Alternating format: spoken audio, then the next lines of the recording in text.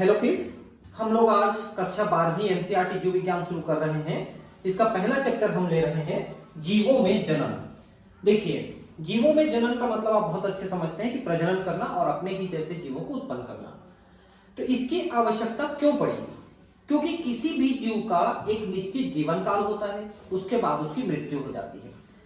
तो वो अपने ही जैसे जीव को पैदा करके जाता है, तो उसका ये जो स्पीशीज है, ये जो जाति है, वो आगे कंटिन्यू रहती है। ठीक है। अगर आप मानव की औसत आयु को देखें तो औसत आयु करीब करीब 70 साल है, 65 से 70 साल। हालांकि कोई तो 100 साल, 120, 130 साल तक भी जिए हैं, लेकिन औसत आयु देखें तो 65 से 70 साल के बीच में होता है। तो ऐसे हर किसी जीव की एक औसत आयु होती है जितने तक वो जिंदा रहता है। ठीक है। प्रत्येक जीव केवल कुछ निश्चित समय तक ही जीवित रह सकता है। जीव के जन्म से उसकी प्राकृतिक मृत्यु तक का यह काल उस जीव की जीवन अवधि को निरूपित करता है। इसी को हम जीवन काल कहते हैं, जितने दिन तक वो जिंदा रहता है। चित्र में कुछ जीवों की जीवन अवधि दिखाई गई है। बहुत से अन्य जीवों के चित्र भी प्रस्तुत किए गए हैं। इन चित्रों को देखकर इनके बारे में पता लगाकर दिए गए रिक्त स्थान में आपको उनकी जीवन अवधि के बारे में लिखना है। ठीक है। तो देखिए, अभी ये वाला चित्र है। तो अगर आप इनकी जीवन अवधि देखें तो बहुत सारे का दिया हुआ है, नहीं दिया है उसको मैं बता रहा हूं आपको। हाथी है, हाथी करीब 60 से 70 साल तक जिंदा रहता है। ठीक है, जो अफ्रीकन हाथी है। भारतीय हाथियां, ये एशियन जो एलिफेंट्स हैं, वो करीब 50 साल के आसपास जिंदा रहते हैं। गुलाब की जो उम्र है वो करीब 15 से 20 साल की रहती है। ठीक है, अधिकतम उम्र। लेकिन जनरली जो हमारे आपके घर में जो सामान्य गुलाब लगे होते हैं, उनकी अवधि आपको लिखना है 5 से 7 साल। हालांकि ये 15-20 साल तक भी जिंदा रहते हैं, लेकिन 5-7 साल एवरेज आप लिखिए। कुत्ते की जो औसत आयु है वो करीब 10 से 15 साल की होती है। ठीक है। तितली 1 से 2 हफ्ते तक जिंदा रहती है, बटरफ्लाई। ठीक है। अब देखिए, यहां पर एक बहुत बढ़िया चीज दिया है। कौवा है और तोता है, इन दोनों का आकार लगभग बराबर होता है, लेकिन कौवे की आयु देखिए सिर्फ 15 साल है और तोती की आयु देखिए 140 साल है। तो ये एक बड़ी चीज है कि किसी भी जीव की जो शारीरिक आकार है उससे उसकी जीवन अवधि का निर्धारण हम नहीं कर सकते हैं। ठीक है। केला है, ये 25 साल के आसपास तक चलता है। केले की विशेषता ये है कि ऊपरी जो हिस्सा है, जो उसका एक्चुअली तना नहीं है, तना तो अंडरग्राउंड होता है, राइजोम होता है। तो ऊपरी हिस्से को काट के हम निकाल के फेंकते जाएं तो हर साल वो नया उत्पन्न हो जाता है और फिर फलने लगता है। गाय जो है ये 20-25 साल तक अधिकतम जिंदा रहती है। ठीक है। तोता का मैंने बताया 140 साल। मगर आप देख सकते हैं 60 साल, काफी लंबी जीवन अवधि है इसकी। ठीक है। उसके बाद आप देखिए, घोड़ा है, तो घोड़े की आयु करीब करीब 60 साल होती है। ठीक है। फल मक्खी किसको कहते हैं? ये ड्रोसोफिला होता है, ड्रोसोफिला। ठीक है, जिसको फ्रूट फ्लाई कहते हैं। इसकी जीवन अवधि 30 दिनों की होती है मात्र। ठीक है। ज्यादातर जो कीड़े, इंसेक्ट हैं, कीट हैं, उनकी अवधि 1-8 महीने तक ही रहती है। ठीक है। धान का पौधा, आप भारत में रहते हैं तो जरूर धान का पौधा देखे हैं। इनकी जो औसत आयु होती है वो 3 से 4 महीने की होती है। ठीक है। कछुआ सबसे लंबी अवधि तक जिंदा रहने वाला जंतु है, 150-200 साल तक भी जिंदा रहता है। और बरगद पौधों में सबसे लंबी अवधि तक जिंदा रहने वाले पौधों में से है। हालांकि इसकी अवधि आप 200 साल यहां पर लिखना है, लेकिन आपको बता दूं कि भारत में ही कई ऐसे बरगद के पौधे हैं जो 4000 सालों से जिंदा है। तो 200 साल भले ही हम एवरेज लिख दे रहे हैं, क्योंकि यही आपको लिखना है, लेकिन अधिकतम आयु इसकी 4000 साल तक भी रहती है। तो ये मैंने सारे यूनिवर्सल प्लांट जो खाली जगह छूटे थे उनको मैंने आपको बताया। ठीक है। चित्र में निरूपित जीव की जीवन अवधि का परीक्षण कीजिए। परीक्षण कैसे कर सकते हैं? लंबी अवधि वाले का तो नहीं कर सकते, छोटी अवधि वालों को कर भी सकते हैं। क्या यह दोनों बातें रोचक एवं कौतूहलपूर्ण नहीं है कि यह अवधि कम से कम 1 दिन या फिर अधिक से अधिक कुछ हजार वर्ष तक हो सकती है? अब खुद लिखना है कुछ हजार वर्ष, तो ऐसे पौधे कौन से हो सकते हैं? तो बरगद हो सकता है। इन दोनों चरम सीमाओं के मध्य अधिकांश जीवित जीवों की जीवन अवधि बनी रहती है। तो कुछ घंटे भी होते हैं कुछ के, ठीक है, जैसे मे फ्लाई है, कुछ घंटों के लिए ही जीवित रहती है, ठीक है। आप शायद इस बात पर ध्यान देंगे कि किसी जीव की जीवन अवधि का आवश्यक रूप से आकार या साइज से संबंध नहीं है। अभी हमने देखा, देखिए लिखा है, कौवे और तोते के आकार में कोई अंतर नहीं है, फिर भी इन दोनों की जीवन अवधि में बहुत अंतर होता है। एक जहां 15-20 साल तक जीवित है, एक जहां 140 साल तक जिंदा है, ठीक है। ठीक इसी प्रकार आम के वृक्ष की जीवन अवधि पीपल के वृक्ष की तुलना में बहुत कम होती है। आम के वृक्ष की अवधि कितनी है? अधिकतम 40 साल, 50 साल, ज्यादा से ज्यादा खींचेगा तो 100 साल, लेकिन पीपल 200-300 साल तक जिंदा रहती है। जीवन अवधि भले ही कितनी ही हो, परंतु प्रत्येक जीव की मृत्यु सुनिश्चित है, वो तो मरेगा ही, चाहे कितना भी लंबा हो। धरती में, पुराणों में, हमारे शास्त्रों में कुछ लोगों के बारे में जिक्र है जो अमर है, जैसे अश्वत्थामा है, बजरंगबली है, विभीषण है। ये भले ही माने जाते हैं कि ये अमर है, लेकिन आज क्या कोई उनको देख पाता है? नहीं देख पाता। महसूस कर सकते हो बजरंगबली को भक्ति के बल पे, अलग बात। तो हम तो ये मान के चलते हैं कि जो जिंदा है वो एक न एक दिन मरेगा। हम क्यों कहते हैं कि एक कोशिकीय जीव की प्राकृतिक मृत्यु नहीं होती? वो इसलिए कहते हैं कि एक कोशिकीय जीव से अमीबा है पैरामीशियम में, ये विभाजन के द्वारा अगला पैरामीशियम बना लेते हैं और वो दोनों नए हो जाते हैं। तो जब तक उनको पोषण प्राप्त होता है, अनुकूल परिस्थिति है, तब तक उनकी मौत नहीं होगी, क्योंकि वो फिर से नए बन जा रहे हैं, ठीक है।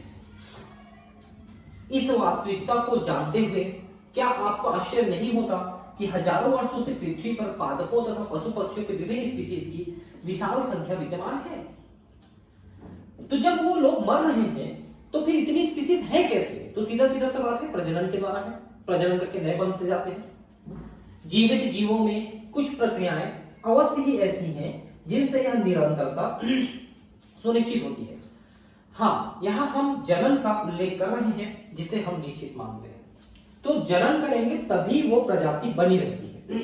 ये अलग बात है कि जो जनसंख्या होती है किसी भी पादप की या किसी भी जंतु की जनसंख्या, उसमें बहुत सारे सदस्य होते हैं, उनमें से कुछ सदस्य बंधे हो सकते हैं, स्टेराइल हो सकते हैं, जो प्रजनन करने में सक्षम नहीं होते, लेकिन दूसरे तो होते हैं ना, तो उनसे कुछ बच्चे पैदा हो जा रहे हैं। तो इस तरह से ये प्रजाति चलते आ रही है। देखिए, जैसे कि आप मेढक का नाम जानते हैं। मेढक जो है अपने जीवन में बहुत ज्यादा संघर्ष करता है।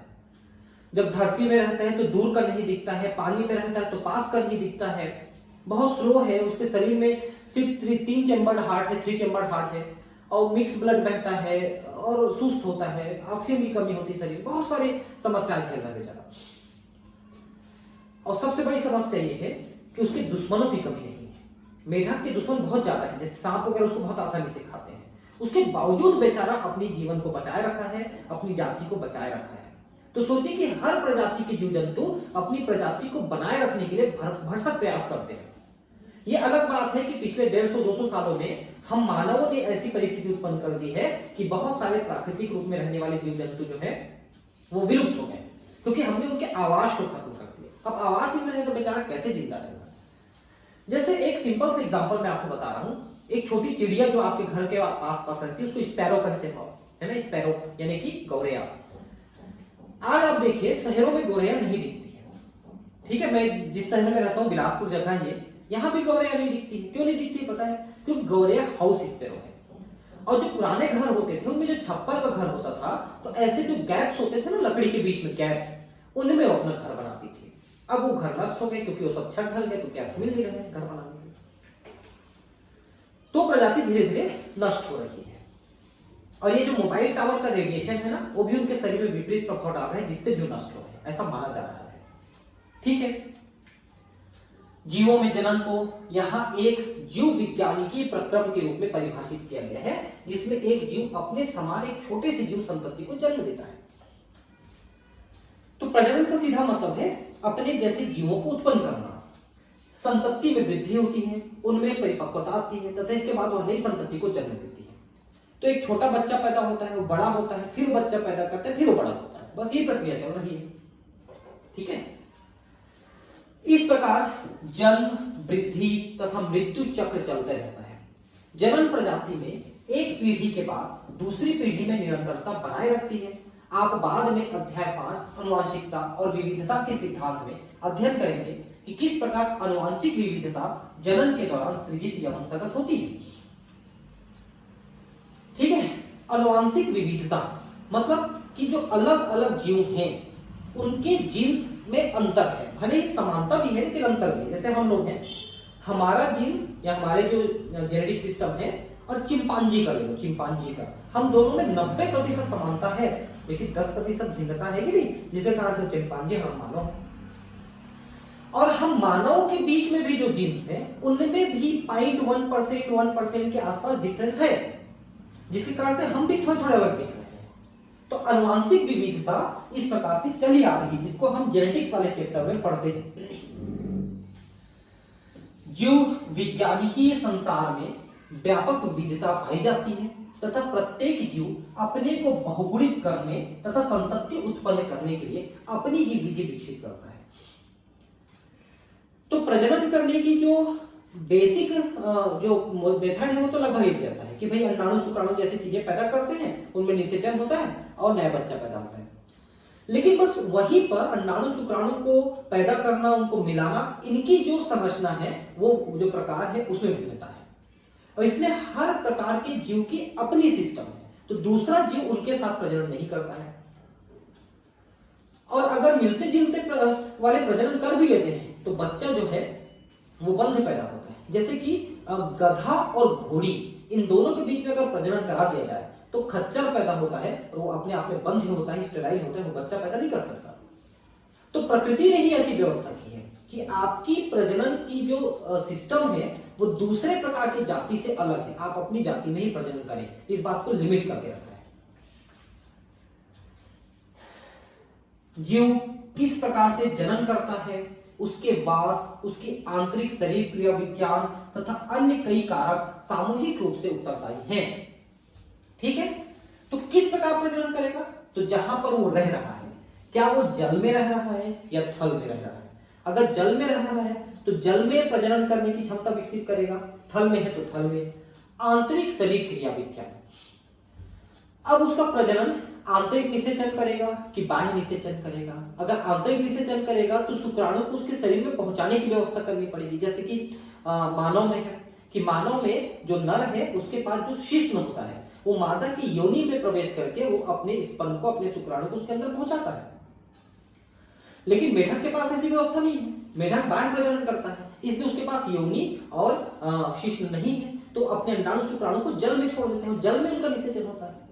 तो ये बहुत अंतर वाली बातें हैं। ठीक है, कि क्या करते हैं? जनन प्रक्रिया दो प्रकार की होती है, एक अथवा दो जीवों के बीच भागीदारी पर आधारित रहती है। अब मान लो आप प्रजनन को बेसिक तौर पे देखोगे तो लैंगिक और अलैंगिक दो प्रकार के प्रजनन है। लैंगिक प्रजनन में जनरली दो जीवों की आवश्यकता होती है, लेकिन अलैंगिक प्रजनन में तो अकेला हो जाता है। मान लो अमीबा है, अलैंगिक प्रजनन कर रहा है, द्विभाजन कर रहा है, दो विभाजन करेगा तो अमीबा बना लेगा, तो अकेले पर्याप्त है। लेकिन हम लोग के लिए दो की जरूरत है, नर और मादा की, ताकि हम प्रजनन कर सकें। जब संतति की उत्पत्ति एकल जनक द्वारा युग्मक निर्माण की भागीदारी के साथ अथवा इसके अनुपस्थिति में हो तो वह जनन अलैंगिक कहलाता है। तो जनरली अलैंगिक प्रजनन में एक तो युग्मक का निर्माण नहीं होता है, और अगर होता भी है तो वो ऑलरेडी द्विगुणित युग्मक होता है जिसको निषेचन की आवश्यकता नहीं होती, तो फिर वो अकेले ही प्रजनन कर रहा है और अलैंगिक प्रजनन कहलाएगा। और उसमें जो जीव पैदा होगा वो अपने पेरेंट से, अपने पितृ से वो एकदम समान होगा 100%, जबकि हम लोगों में ऐसा नहीं होता। हमारा जो बच्चा पैदा होता है वो दोनों का मिक्स होकर पैदा होता है। जब दो जनक विपरीत लिंग वाले जनन प्रक्रिया में भाग लेते हैं तथा नर और मादा युग्मक गैमेट में युग्मन होता है तो यह लैंगिक जनन कहलाता है। तो नर और मादा युग्मक बनाते हैं, अंडाणु शुक्राणु जैसी चीजें बनाते हैं, फिर उनका आपस में मिलन होता है, निषेचन होता है, तो फिर उससे जो जाइगोट बनता है वो लैंगिक प्रजनन के द्वारा बना, उससे बना हुआ संतति लैंगिक प्रजनन द्वारा बना, ऐसा मानते हैं। ठीक है, तो पहले हम देखते हैं लैंगिक प्रजनन। तो यहां पर आप देखिए, आपको दो फोटोज दिखेंगे, एक ये वाला और एक ये वाला। ये ईस्ट है। ईस्ट के बारे में आप बहुत अच्छे से जानते हो, जिसके द्वारा हम किण्वन की प्रक्रिया कराते हैं। तो ईस्ट जो है मुख्यतः अपना प्रजनन अलैंगिक प्रजनन द्वारा करता है, जिसको हम मुकुलन कहते हैं। तो मुकुलन एक प्रकार का विभाजन ही है। आप देखिए इसमें क्या होता है कि इसमें कोशिका जो है एक ऐसा उभार बना रहा है, देखिए, ठीक है। और इस उभार में इसका जो केंद्रक है वो विभाजन करके एक केंद्रक इसके अंदर भेज देता है। तो ये जो अलग से निकला है इसको हम कलिका या मुकुल कहते हैं, और ये धीरे से मुख्य से अलग हो जाता है। तो एक प्रकार से विभाजन ही है जिसको मुकुलन या कलिका व्यवहार कहते हैं, बडिंग। लेकिन यहां पर एक चीज और समझिए कि कई बार ये जो कलिकाएं हैं, मुकुल हैं, ये अलग नहीं होते हैं और लंबे समय तक जुड़े रहते हैं, और उसके नीचे नए कलिकाएं बनते रहते हैं और बन के नीचे से जुड़ते रहते हैं, और जुड़ेंगे तो क्या होगा, फिर वो एक चेन जैसी बन जाती है, स्यूडोमाइसीलियम कहते हैं इसको, ठीक है। माइसीलियम एक्चुअली होता है कवक में, और कवक में ऐसे धागे जैसी संरचनाएं, उनको माइसीलियम या हाइफी कहते हैं। ईस्ट भी एक फंगस है, एक कवक है, लेकिन इसमें एक ही सेल है, इसमें कोई थ्रेड या धागा जैसा नहीं है। लेकिन जब ये मुकुलन आपस में जुड़े रह जाते हैं तो फिर एक चेन जैसी बन जाती है, तो उसे हम स्यूडोमाइसीलियम कहते हैं। स्यूडो का मतलब असत्य, झूठा, माइसीलियम झूठा माइसीलियम कहते हैं। तो अलैंगिक प्रजनन की विशेषता यह है कि इसमें निषेचन नहीं होगा और दो जीवों के गुण नहीं मिलेंगे, सिर्फ एक ही जीव उसमें उस चीज का निर्माण करेगा। इस विधि में एकल जीव या जनन, एकल जीव यानी जनक, ठीक है, संतति उत्पन्न करने की क्षमता रखता है। इसके परिणाम स्वरूप जो संतति उत्पन्न होती है वह केवल एक दूसरे के समरूप ही नहीं बल्कि अपने जनक के एकदम समान होती है। अलैंगिक प्रजनन की सबसे बड़ी विशेषता है कि एकदम जनक जैसा पैदा होगा। अगर अमीबा विभाजन करके गौरव में बनाएंगे तो दोनों में आप पहचान नहीं पाओगे कौन पुत्र है, कौन माता है, कि पिता है, क्या है, एकदम समान। क्या यह संतति अनुवांशिक रूप से भी एक समान है अथवा भिन्न होती है? तो बिल्कुल एक समान होती है, क्योंकि उसके जीन्स ही कॉपी करके पहुंचे हैं एग्जैक्टली। आकारिकी तथा अनुवांशिक रूप से एक समान जीवों के लिए क्लोन शब्द का इस्तेमाल करते हैं। क्लोन शब्द आप बहुत अच्छे से जानते हैं। जैसे मैं कहूं कि मैं अपना क्लोन तैयार करा रहा हूं, मतलब मैं अपने ही जैसा एक और बनवा रहा हूं, लेकिन एक्चुअली क्लोन न एक बहुवचन है। एक के लिए हम रैमेट शब्द का प्रयोग करते हैं, रैमेट, ठीक है, एक के लिए रैमेट। जैसे मान लो आप यहां पर चार एक जैसे बना दिए, तो चारों को मिला के तो हम क्लोन कहेंगे, लेकिन किसी एक को हम उसमें से रैमेट कहेंगे, ऐसा होता है। आइए जीवों के विभिन्न वर्गों के मध्य पाए जाने वाले अलैंगिक जनन के विस्तृत रूप का अध्ययन करें। अलैंगिक जनन सामान्य रूप से एकल जीव, पादप अथवा जीव अपेक्षाकृत साधारण जीव आदि में पाया जाता है। तो जो एक कोशिकीय जीव होते हैं, अमीबा, पैरामीशियम टाइप के, इनमें ज्यादा आसानी से होता है, ठीक है। हालांकि बड़े जीवों में, पादपों में भी अलैंगिक प्रजनन होता है। एक प्रकार से जैसे आप गुलाब का पौधा काट के लगा देते हो तो नया गुलाब बन जाता है ना, तो वो भी एक प्रकार का अलैंगिक प्रजनन होता है, जिसको हम कायिक प्रवर्धन के नाम से जानते हैं, ठीक है। तो कायिक प्रवर्धन में भी हम निषेचन तो नहीं कराए हैं, है ना, तो उसको अलैंगिक प्रजनन के अंदर ही लिख देते हैं, जिसको कायिक प्रवर्धन कहते हैं, ठीक है।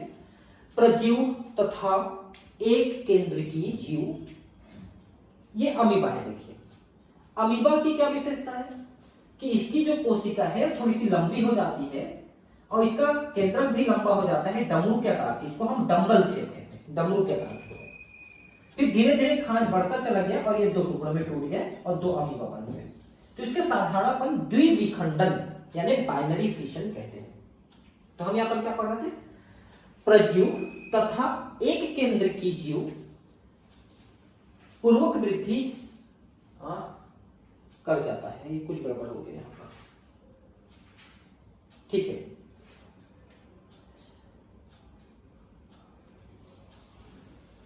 हाँ ठीक है, आगे पैरामीशियम इत्यादि, मतलब एक कोशिकीय। ईस्ट में यह विभाजन एक समान नहीं होता तथा छोटी कणिकाएं उत्पन्न हो जाती है।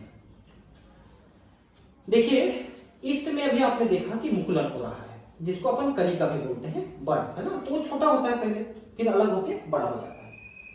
तो कलिकाएं उत्पन्न होती है जो प्रारंभ में तो जनक कोशिका से जुड़ी रहती है, और बाद में अलग होकर नई स्थितियों में परिपक्व हो जाते हैं।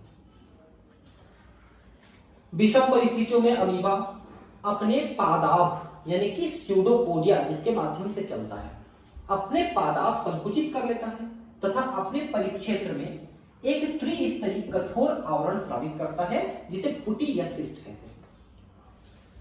अमीबा मान लो पानी में पाया जा रहा है।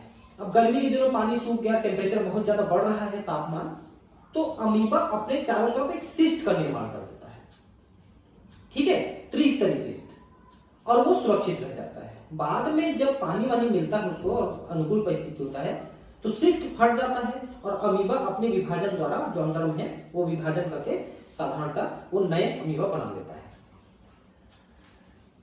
तो सिस्ट बनने की, पुटी बनने की इस प्रक्रिया को पुटी भवन यानी सिस्टेशन कहते हैं। अनुकूल परिस्थितियों के पुनरागमन पर पुटीकृत अमीबा बहुखंडन द्वारा विभाजित होता है तथा अनेक सूक्ष्म अमीबा अथवा बीजाणु अमीबाओं यानी स्यूडोपोडियोस्पोर्स उत्पन्न करता है। पुटी की भित्ति के फट जाने से ये बीजाणु परिक्षेत्र के माध्यम में विभोजित हो जाते हैं। इनमें से अनेक अमीबा विकसित हो जाते हैं। इस अभिक्रिया को बीजाणु जनन कहते हैं, ठीक है। तो सीधा सा मतलब ये है कि सिस्ट के अंदर जो है, पहले तो अमीबा का विभाजन शुरू हो गया है, सिस्ट के फट जाने से ये सभी मुक्त हो जाते हैं जो नए अमीबा बने हैं, जिनको अपन स्यूडोपोडियोस्पोर्स कहते हैं, बीजाणु अमीबा। ध्यान रखेंगे यहाँ पर नाम कि सिस्ट के अंदर विभाजन द्वारा जो छोटे अमीबा बने हैं उनको सूक्ष्म अमीबा या बीजाणु अमीबा कहते हैं। ये मुक्त होते हैं, स्यूडोपोडियोस्पोर्स, ये मुक्त होते हैं। फंजाई जगत के सदस्य, फंजाई मतलब कवक। कवक में आपका ईस्ट भी शामिल है, लेकिन हम उसको एक कोशी की कवक है तो हम उसकी अलग पढ़ते हैं क्योंकि वो बाकी कवकों से काफी कुछ कैरेक्टर में अलग होते हैं। कवक के सदस्य तथा साधारण पादप जैसे शैवाल विशेष अलैंगिक जननी संरचनाओं द्वारा जनन करते हैं। इन संरचनाओं में अत्यंत ही सामान्य संरचनाएं अलैंगिक चल बीजाणु यानी जूस्पोर्स है, जो सामान्यतः सूक्ष्मदर्शी चलनशील संरचनाएं होती हैं। अन्य सामान्य अलैंगिक जनन संरचनाएं कोनिडिया यानी पेनिसिलियम में, कलिका हाइड्रा में, जेमुलिस्पर्म में होते हैं। अब जरा ध्यान से समझो, अलैंगिक प्रजनन की एक बड़ी विशेषता यह भी होती है कि वो तरह तरह के स्पोर्स यानी बीजाणु उत्पन्न करते हैं। अब जो बीजाणु होते हैं अलैंगिक प्रजनन वाले, उनमें दो प्रकार के बीजाणु होते हैं, एक जो गतिशील होता है और दूसरे जो गतिशील नहीं होते हैं। तो एक्चुअली इनमें सिर्फ एकमात्र बीजाणु है जो गतिशील होता है और उसका नाम है जूस्पोर या चल बीजाणु, क्योंकि उसके पास फ्लैजेला है, कसाभिका है, जिसके कारण से चल सकता है। और बाकी जितने भी बीजाणु बनते हैं जैसे कोनिडियम है यानी कोनिडियोस्पोर है ना, या पिक्नोस्पोर है, या फिर आपके हिप्नोस्पोर है, एकाइनिट है ना, एप्लेनोस्पोर है, बहुत सारे बीजाणु बनते हैं। इनमें कोई भी गतिशील नहीं है, सिर्फ एक चल बीजाणु ही गतिशील होता है। और एक बात ध्यान रखिए कि चल बीजाणु पतली भित्ति वाले होते हैं, तो बहुत अनुकूल परिस्थिति रहने पर ही चल बीजाणु बनाते हैं।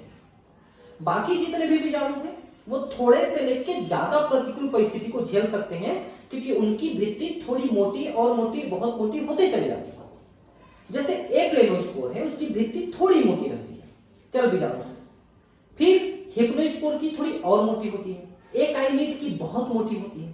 तो ये उसके आधार पे थोड़ी या ज्यादा या बहुत ज्यादा प्रतिकूल परिस्थिति को झेल सकते हैं, लेकिन चल बीजाणु यानी कि जूस्पोर प्रतिकूल परिस्थिति को नहीं झेल सकता है और सिर्फ वो अनुकूल परिस्थिति में ही पैदा होते हैं। इसके अलावा इन्हीं में से कुछ नाम यहाँ पर और दिया है, जिसको यहाँ पर फिगर में भी दिखाया, देख सकते हैं। तो पहला है यहाँ पर देखिए, क्लेमाइडोमोनास में अलैंगिक चल बीजाणु।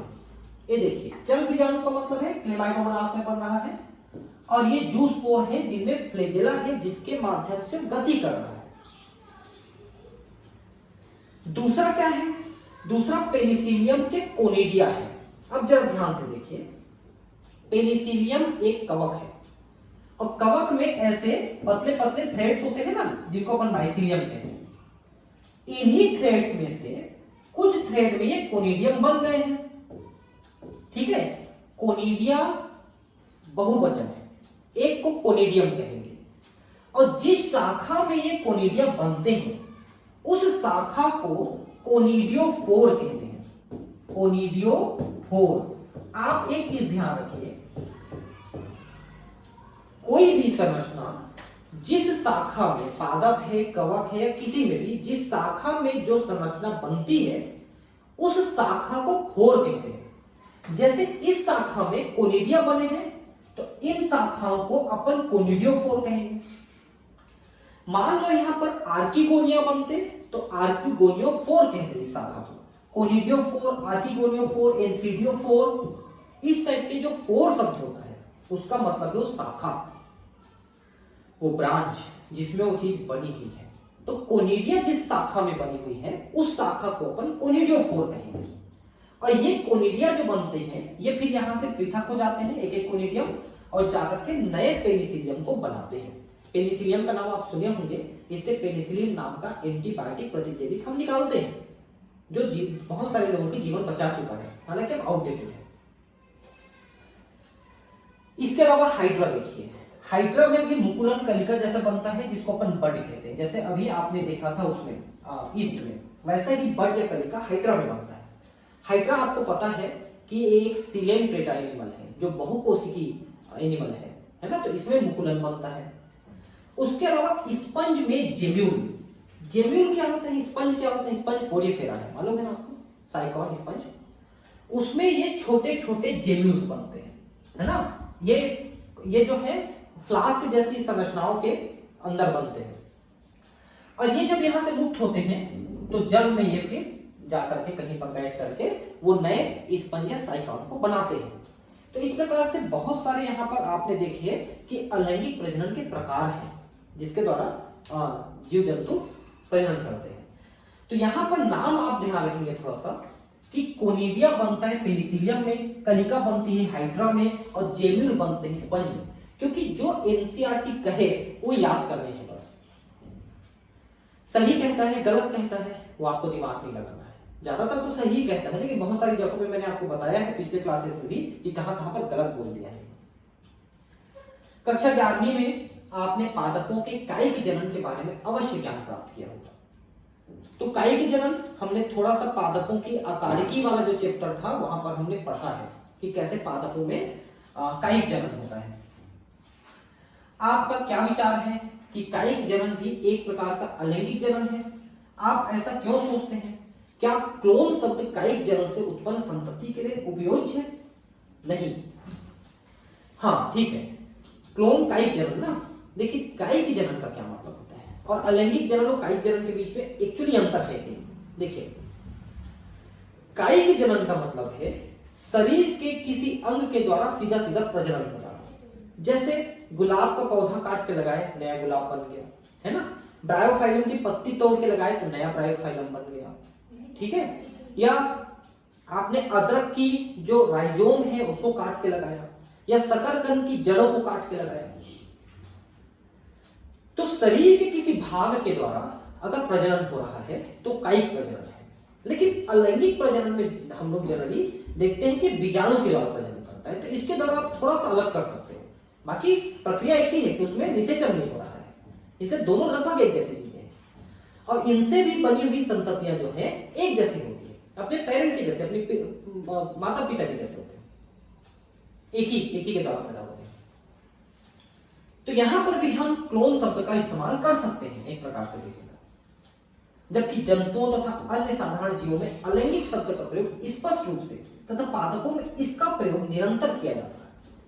पादपों में कायिक प्रवर्धन की इकाई जो होती है, देखिए यहां पर है कायिक प्रवर्धन, हमें बता रहा हूं, जैसे ऊपरी भूस्तारी, प्रकंद, शकरकंद, बल्ब, भूस्तरी सभी नई संतति को पैदा करने का सामर्थ्य रखते हैं।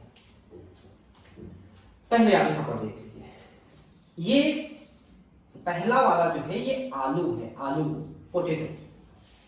पोटैटो देखिए ये अंडरग्राउंड यानी जमीन के अंदर वाले भाग में पाए जाने वाला तना है, समझ रहे हैं बात, अंडरग्राउंड स्टेम है ये, और इसमें भोज्य पदार्थ एकत्र हो गए जिससे फूल करके आलू बन गया, इसको ट्यूबर कहते हैं, ट्यूबर, ठीक है। तो आलू आपने देखा होगा कि बीच बीच में जर्मिनेट भी कर जाता है, कई बार आप देखे होंगे अंकुरित कर जाता है। तो आंखें जो दिखती है ना, वो एक्चुअली वहां पर कलिकाएं होती है और वहीं से वो अंकुरित कर जाती है। तो आलू एक अंडरग्राउंड स्टेम है, अंडरग्राउंड तना है जमीन के अंदर, जिसको ट्यूबर कहते हैं। और ट्यूबर में जो आंखें होती है उसमें कलिकाएं होती है, जिससे नया पौधा बन जाता है। दूसरा वाला जो है ये है आपका अदरक। अदरक जो होता है ये भी अंडरग्राउंड स्टेम है, जमीन के अंदर पाए जाने वाला तना है, और इसको हम कहते हैं राइजोम, प्रकंद, राइजोम कहते हैं। और इसमें भी कलिकाएं होती है। अगर अदरक को काट के आप लगा दोगे तो नया अदरक का पौधा वहां से बन जाएगा, उसमें भी कलिकाएं होती है। ये देखिए जड़ें और वो सब निकल रही है। नेक्स्ट है आपका जो तीसरा वाला है, ये है एगेव। एगेव एक पादप है, ये पॉपुलर है बुलबिल बनाने के लिए। ठीक है, इसको जरा ध्यान रखेंगे कि एगेव में बनता है बुलबिल। और बुलबिल जो होता है ये एक नए पादप को बनाने में सक्षम होता है, और ये विशेषकर एगेव में ही पाया जाता है। ठीक है, उसके बाद आप देखिए ब्रायोफाइलम है, पत्थर चट्टा, इसकी पत्ती है। पत्थर चट्टा ब्रायोफाइलम, इसकी पत्ती को तोड़ के लगा दोगे नया पादप बन जाता है। ये एक प्रकार का ना मरुस्थलीय पौधा है जो कैसी परिस्थिति में उत्पन्न हो जाता है। और अगर इसकी पत्ती को तोड़ के थोड़ा धो ले, धूल हटा ले और चबा चबा के खा ले, सुबह दोपहर शाम खा लेगा, तो इससे किडनी की जो पथरी होती है ना वो घुल के निकल जाती है, इसलिए इसका नाम पत्थर चट्टा है। ठीक है, तो हर घर में होने वाला पौधा है कि रहना चाहिए। उसके बाद आप देखिए कि जो भूस्तारिका है, भूस्तारिका ये वाटर हाइसिंथ है, वाटर हाइसिंथ में पाया जाता है। वाटर हाइसिंथ यानी कि आपका आइकॉर्निया एक प्रकार से। ठीक है, वाटर हाइसिंथ, इसमें देखिए ये पादप पाया जाता है जल में, और ये साइड से अपने तने से एक निकालता है शाखा, और वो एक नए पादप को बनाता है। ये शाखा निकाल के नए पादप को बना लेता है ना। तो ये पाया जाता है भूस्तारिका यानी ऑफसेट, इसको इंग्लिश में कहते हैं ऑफसेट। तो बहुत सारे इस तरह की संरचनाएं होती हैं जो पौधों में विकसित होती हैं, और वहां से वो नए पौधे को बना लेती हैं। ठीक है, तो यहां पर आप देखिए कि क्या क्या नाम लिखा है। देखिए ऊपरी भूस्थाई, देखिए ये पतली पतली लताएं होती हैं। ठीक है, जैसे आप दूबी वगैरह देखे, जैसे आपने दूब ग्रास देखा होगा, है ना। तो दूब ग्रास एक प्रकार का ऊपरी भूस्थाई है, क्योंकि ये जमीन के ऊपर रहता है और जमीन में फैलते चले जाता है। ठीक है, इसके बाद देखिए प्रकंद, जिसको अपन राइजोम कहते हैं। सरजोम लिख दिया है, एक्चुअली ये गलत लिखा है, ये राइजोम होता है। राइजोम का एग्जांपल जैसे कि आपका अदरक है, हल्दी है ना, केला का है, वो सब राइजोम है। शकरकंद ये जो है अंडरग्राउंड रूट है, जमीन के अंदर पाए जाने वाली जड़ है। बल्ब जो है इसका एग्जांपल है प्याज और लहसुन। ठीक है, भूस्थाई ऑफसेट, देखिए ऑफसेट में आप एक बार और दिखा देता हूं। ये आपने देखा था ऑफसेट, ठीक है, किसमें पाया जा रहा था, वाटर हाइसिंथ में, जिसको हम आइकॉर्निया कहते हैं, जिसको हम आगे बंगाल के टेरर के रूप में जानेंगे। ठीक है, तो उसमें आप देख सकते हैं कि जल में तैर रहा है, ये डूबा हुआ भी है कुछ पार्ट, और उसमें से तने से एक शाखा निकलती है, और ये शाखा से फिर नया एक और पादप बन जाता है, इसलिए बहुत तेजी से वृद्धि करता है। ठीक है, तो इसे हम कहते हैं भूस्थारिका, जिसको ऑफसेट कहते हैं इंग्लिश में। ठीक है, ऑफसेट, और ये बहुत तेजी से प्रजनन करने वाला अंग है। सभी नई संतति को पैदा करने का सामर्थ्य रखते हैं। ठीक है, इन सभी से आप कायिक प्रवर्धन करा सकते हैं, कायिक प्रजनन करा सकते हैं। ये संरचनाएं कायिक प्रवर्ध यानी प्रोपेग्यूल कहलाती हैं। देखिए किसी पौधे के शरीर का कोई भी हिस्सा जो नया पौधा बना सकता है उसे हम प्रोपेग्यूल कहते हैं। जैसे आपने गुलाब के पौधे को काट के लगा दिया तो वो जो भाग है वो प्रोपेग्यूल कहलाएगा। क्योंकि इन संरचनाओं के निर्माण में दो जनक भाग नहीं लेते हैं, अतः यह भी अलैंगिक जनन ही होगा। ठीक है, तो अलैंगिक जनन का ही ये एक प्रकार है, क्योंकि इसमें एक ही जनक भाग ले रहा है और इससे बनने वाला जो पौधा है बिल्कुल अपने जनक पौधे जैसा ही होता है।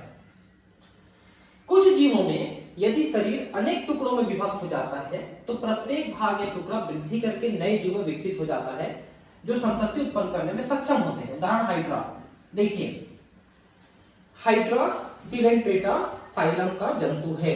वैसा ही एक जंतु होता है जो प्लेटीहेल्मिन्थ फाइलम का है, उसका नाम है प्लेनेरिया। ये दो जंतु ऐसे हैं जिनमें पुनर्उद्भवन की क्षमता अत्यधिक ज्यादा है। जैसे हाइड्रा को आप 10 टुकड़े में काट दीजिए और अनुकूल परिस्थिति में पर्याप्त पोषण में रख दीजिए तो 10 नए हाइड्रा पैदा हो जाएंगे, या प्लेनेरिया को काटेंगे तो प्लेनेरिया पैदा हो जाएंगे। सिर को चीरेंगे तो 2 सिर बन जाएगा, पूंछ को चीरेंगे तो 2 पूंछ बन जाएगा। मतलब असीमित पुनरुद्भवन की क्षमता जिसकी कोई सीमा नहीं है, अत्यधिक ज्यादा। ठीक है, तो ये सभी अलैंगिक जनन की विधि है जिन्हें पुनरुद्भवन या रीजेनरेशन पावर कहते हैं।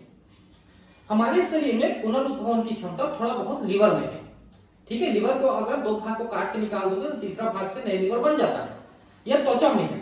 लेकिन आप किसी अंग को काट देंगे, जैसे उंगली वगैरह काट देंगे तो नया उंगली वहां पर नहीं बनेगा। आपने निश्चित तौर पर जलाशयों की महाविपत्ति, वाटर हाइसिंथ या बंगाल के आतंक के बारे में अवश्य सुना होगा।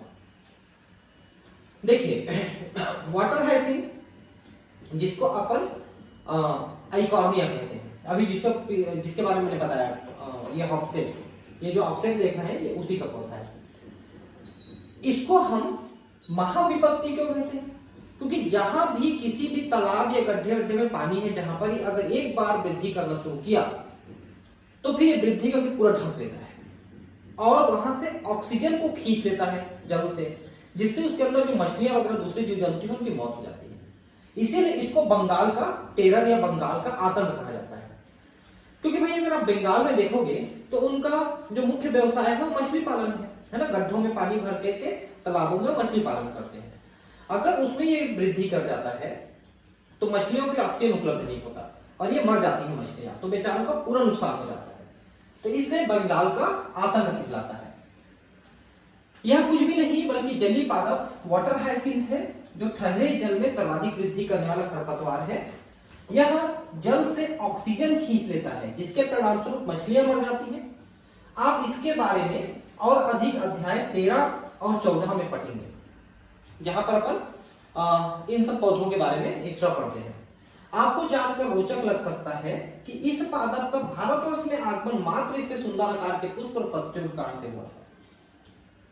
मतलब इसको जानबूझ के लाया गया है भारत में कि अच्छा दिखता है सोच के। अब इसके बारे में नहीं पता था, उनकी भी गलती नहीं है कि इतना खतरनाक पौधा है ये। ठीक है, यद्यपि यह क्राइक प्रवर्धन द्रुत गति से कर सकता है और अल्प समय में ही संपूर्ण जलाशय पर फैल सकता है और अपने आप से जलाशय को ढक देता है और इसे छुटकारा पाना बहुत ही कठिन है। अगर आप बिलासपुर में रहते हैं तो बिलासपुर में जो अर्पण नदी है वहां पर आप जाके देखिए, बारिश खत्म होती है वहां पानी को रोका जाता है, चेक डैम बना हुआ है, तो जो रुका हुआ पानी को देखेंगे उसमें तो एकदम उसमें हरे कलर की ये पादप वृद्धि करके पूरा फैल जाते हैं, पूरे पानी को ढक लेते हैं। हालांकि उनकी सफाई की जाती है, लेकिन कितना साफ करोगे आप? वो तो इतना द्रुत गति से बढ़ता है कि एक तरफ साफ करते निकलोगे 10 दिन में दूसरी तरफ वापस ग्रो कर जाएगा वो, इतना तेजी से। तो बहुत मुश्किल होता है इसको साफ करना। क्या आप इस तथ्य से परिचित हैं कि आलू, गन्ना, केला, अदरक, डहेलिया जैसे पादपों की खेती किस प्रकार की जाती है? तो मैं आपको बताता हूं। देखिए, आलू आपके घर में है, देखना होगा, कभी कभी उसमें से ऐसे अंकुरण फूट जाता है। तो आलू एक अंडरग्राउंड ट्यूबर है, जो कि अंडरग्राउंड स्टेम का मतलब अंडरग्राउंड तना है, वो जमीन के अंदर पाए जाने वाले तने का भाग है आलू, जिसको अपन ट्यूबर कहते हैं, ट्यूबर। ठीक है, तो आलू में जो आंखें होती है जहां से अंकुरण होती है वहां पर कलिकाएं होती है। तो हम क्या करते हैं, बड़े आलू की जगह छोटा आलू खरीदते हैं अगर बीज लगाना है, क्योंकि उसमें एक आधी आंखें होती तो एक पौधा ही निकलेगा, क्योंकि बहुत सारे पौधे एक जगह निकल जाएंगे तो भी कोई मतलब नहीं है। तो छोटा छोटा आलू लाते हैं। गन्ने के टुकड़े करके आप लगा दीजिए, छोटे छोटे टुकड़े कर गड्ढों में गाड़ देते हैं, वहां से नया पौधा निकल आता है। केला का तो जो राइजोम होता है अंडरग्राउंड छोटा सा भाग ही उसका तना होता है, और जो निकला होता है ना वो तो पत्तियों का भाग होता है, पत्तियों का डंठल होता है जो निकला हुआ भाग है। तो छोटा सा भाग है अंदर में, उसी को टुकड़े काट के लगा दीजिए, नया केला बन जाएगा। अदरक ये तो राइजोम है, प्रकंद, इसके टुकड़े काट के लगा दीजिए। डहेलिया, इसकी जड़ें जो है उसमें नए पौधे बनाने की क्षमता है, तो उसको काट के लगा दीजिए। डहेलिया एक सो प्लांट है जिसमें बढ़िया से इतना बड़ा पुष्प निकलता है। हालांकि इसके जड़ में एक कार्बोहाइड्रेट भी रहता है जिसको इनुलिन कहते हैं, इंसुलिन नहीं ना, इनुलिन, वो जो है खाने में काम भी आता है। क्या आपने आलू के कंद पर, कंद बोलते हैं आलू को ना, ट्यूबर के कंद पर स्थित कलिका, जिसे आइज या आंख भी कहते हैं, केले तथा अदरक के प्रकंद यानी कि राइजोम से नन्हा सा पादप निकलता हुआ देखा है? नहीं देखे होंगे तो किचन में जाइए, अभी आपको मिल जाएगा। जो आलू रखा होगा आपके किचन में, उसमें किसी न किसी आलू में थोड़ा बहुत ऐसे अंकुरण फूटते हुए दिखेगा। उस आलू को खाने में, सब्जी में प्रयोग मत करिए। आप देख के लाइए अंकुरण ना हो ऐसा आलू, क्योंकि जो अंकुरित आलू होता है ना, वो नुकसानदेह होता है, वो जहरीला हो जाता है। जब आप ध्यानपूर्वक उपयुक्त सूचीबद्ध पादपों में से विकसित होने वाले पादपों यानी प्लांटलेट्स की उत्पत्ति स्थानों का निर्धारण करने का प्रयत्न करेंगे, तब आप पाएंगे कि यह अधिकतर इन पादपों के रूपांतरित स्तंभों में उपस्थित पर्व संधियों नोड से उत्पन्न होती है। देखिए, आप किसी भी पादप के तने को देखिए, तो तने में आपको इस तरह से तना जो दिख रहा है, इसमें ऐसी गांठें गांठें जो दिखती हैं, इनको अपन पर्व संधि कहते हैं, और दो के बीच को हम पर्व कहते हैं। तो पर्व संधियों से पत्तियां निकलते हुए दिखती हैं, तने निकलते हुए दिखते हैं। तो इन्हीं पर्व संधियों को ही अगर नया पादप बनाने के लिए उपयोग करते हैं, अगर तने को, तो इसी पर्व संधि से नए पादप बनते हैं। ठीक है। जब यह पर्व संधियां नमी युक्त मृदा अथवा जल के संपर्क में आती हैं, तब इनके मूल तथा नए पादप उत्पन्न होते हैं।